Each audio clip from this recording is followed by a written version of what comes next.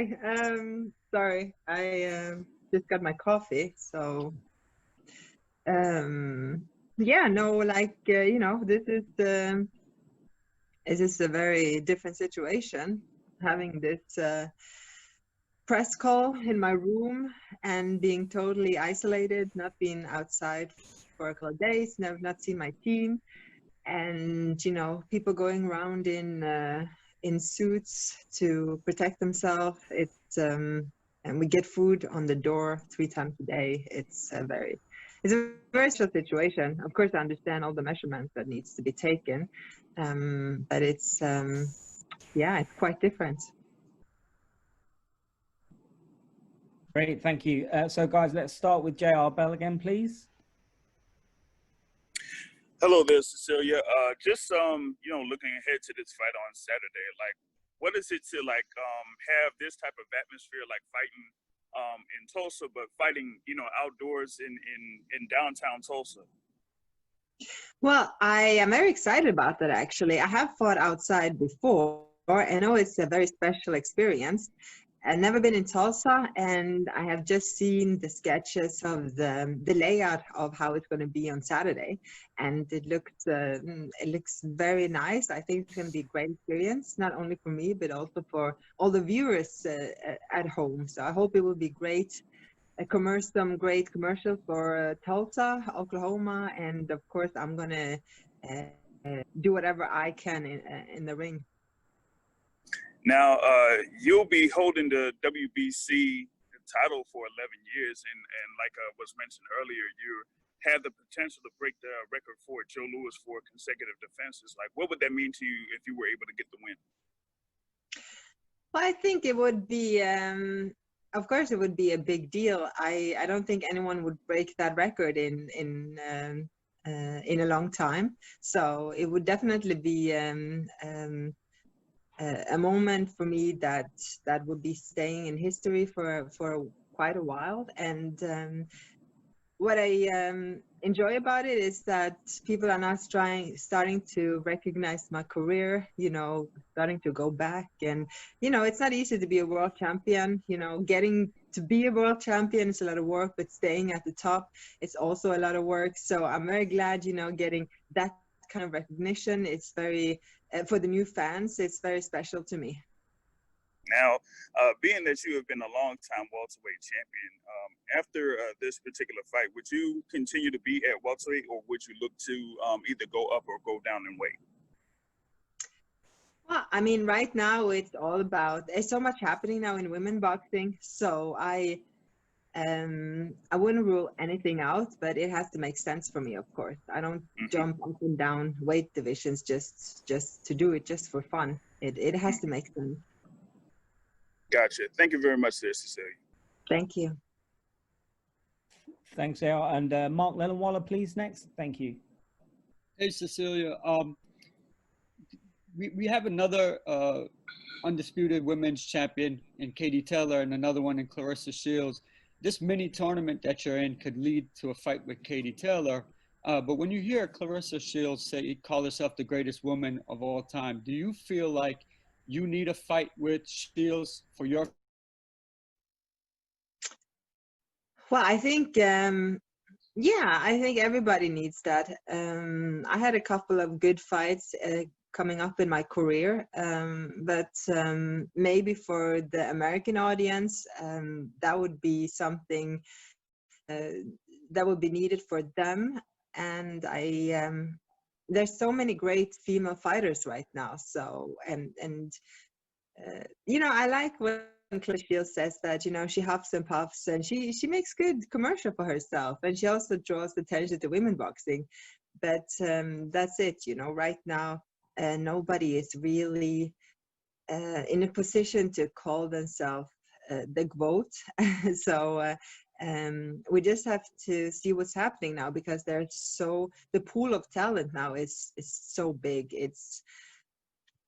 I mean, just the last few weeks we've seen, Mikael Meyer, Natasha Jonas, Terry Harper, you have Katie Taylor, you have yeah, it's more to count. The pool is so deep now, so I think that's the best thing, and I think we should be more focused on that than crowning the GOAT right now. That's really interesting that you say that. Do you kind of feel like the GOAT title is up for grabs and it could be actually declared in the next year or so? I mean, that's a big title, and it's I think we have to wait a little bit before we can declare anyone that title. We need some more big fights, and like I said, the talent pool is so big. You know, Clarissa calling herself the GOAT, it's great for the attention and for women boxing, but she has to prove herself a little bit more first. Thank you. Thanks. Thanks, Mark. And Marcelino, please, next. Thank you.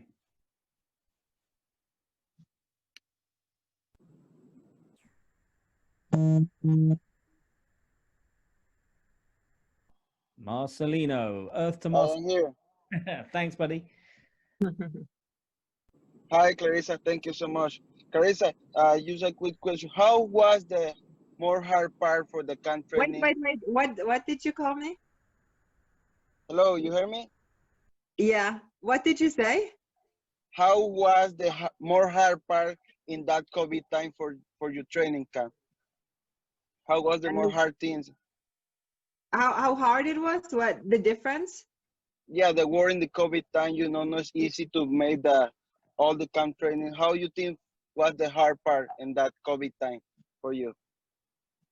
I think as a professional athlete, you've been through a lot and just have to roll with it. So I don't want to say that, you know, coming here that anything was particularly hard, because we were very good prepared. I think preparation is the key. We bought some food if we needed. You know, we had everything we needed with us, so there wouldn't be anything we lacked staying inside for the first week. So I think as long as you just stay, I think preparation is the key here, and just stay ready and stay professional. And how you feel about to be the main event for this weekend?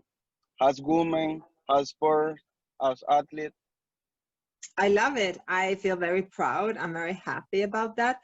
And I think it's a very good signal to send out, especially now when there are so many up and coming young female fighters, to show them that this is possible and that they can have this opportunity sometimes in their future.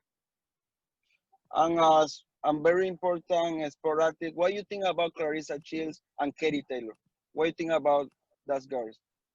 I think they both are great fighters, great champions, and great representatives for women boxing. Thank you, Cecilia. Thank you. Thanks, Marcelino. And Cecilia, well done there for letting him off the hook a little bit, calling you Clarissa. The rest of us saw it, but you didn't really get it yourself. But it's okay, bro. It's okay. We're all good. Next question, and probably the last question, if that's okay, guys, for Cecilia, and we'll let her go. That goes to Gail, please. Thank you. Thank you. Thank you very much. Cecilia, you have been in the game a long time, and you must be thinking a little bit at this point about your legacy in the sport. What would you like your legacy to be? I feel I'm living my legacy right now, actually, because I feel I'm a part of, I feel I'm the part of all, how do you say it in English? The part of the development in women boxing. I feel I am the part who has been pushing forward so women can go to the Olympics, so women can headline fights, that women can be better paid. I feel I'm part of that puzzle, and that when I hang up my gloves, that is something that it's gonna make me feel very, very good about myself and my career. So you would say that you've left the sport better when you leave than when you found it?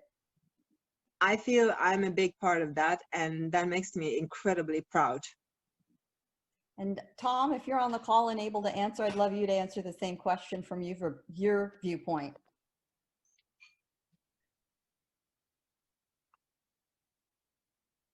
Hi, Gail. I'm on the phone. Yeah. I mean, to answer your question, what Cecilia has accomplished in this sport is really unparalleled.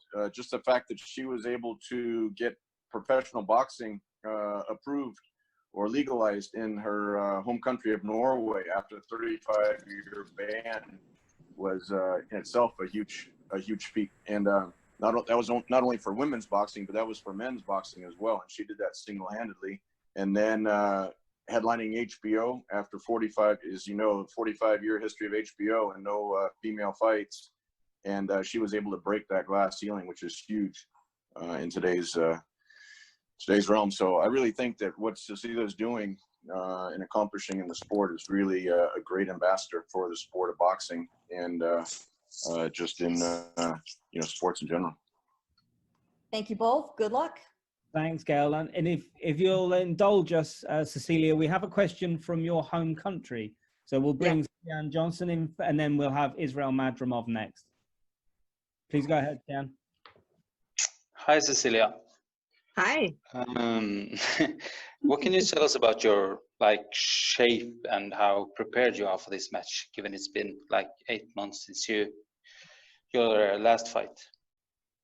Well, I feel really good because I came to Big Bear in January, starting my training camp, and then it was suddenly totally locked down. And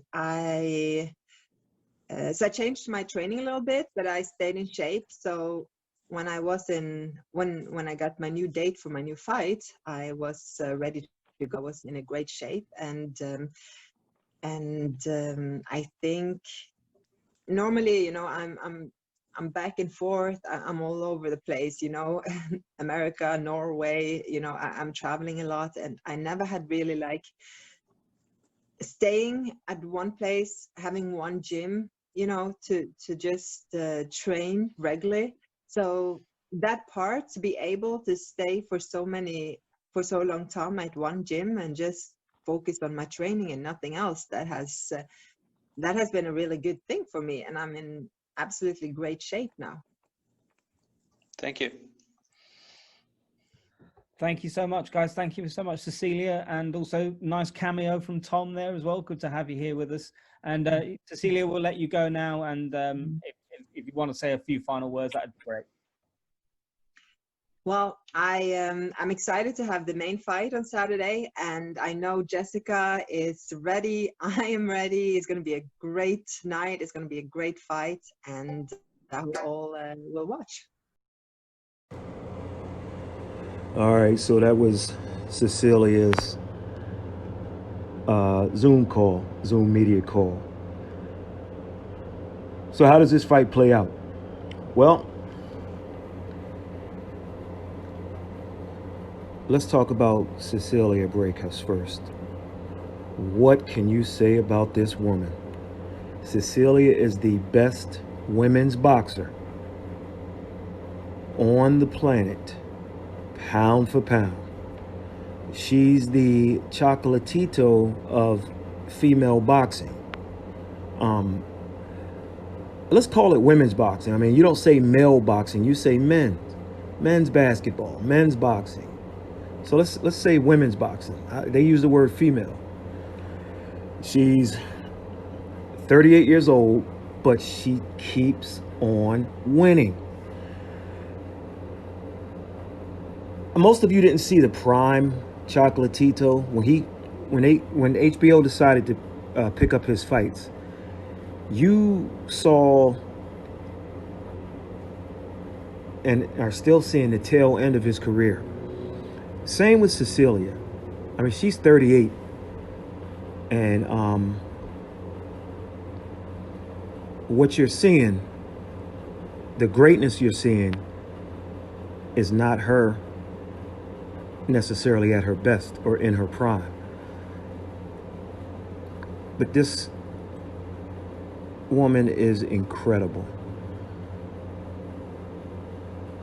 Do you hear me? I mean, she's 36-0, and she has had 25 straight title defenses. That's unheard of.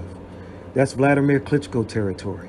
That's Joe Louis territory. As a matter of fact, if she wins this weekend, she will surpass Lewis's record 25 title defenses. Call it what you want. If you take Lewis out of the equation and just keep it as women's boxing, it doesn't matter. Men's boxing, it doesn't matter. 36-0, 25 title defenses in a row. Unheard of.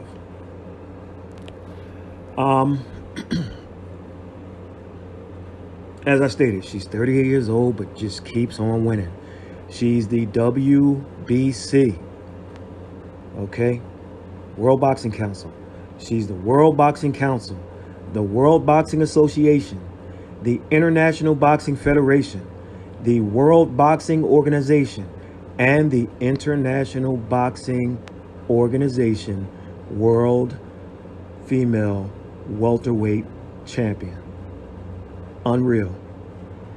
Her opponent, Jessica McCaskill, has her work cut out.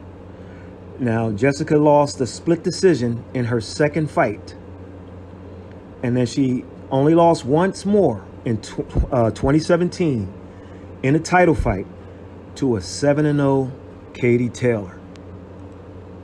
Okay? So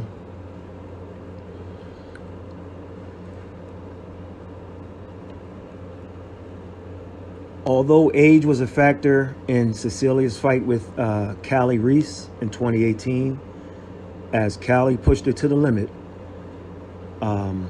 we were also at that fight at what at the time was called the StubHub Center.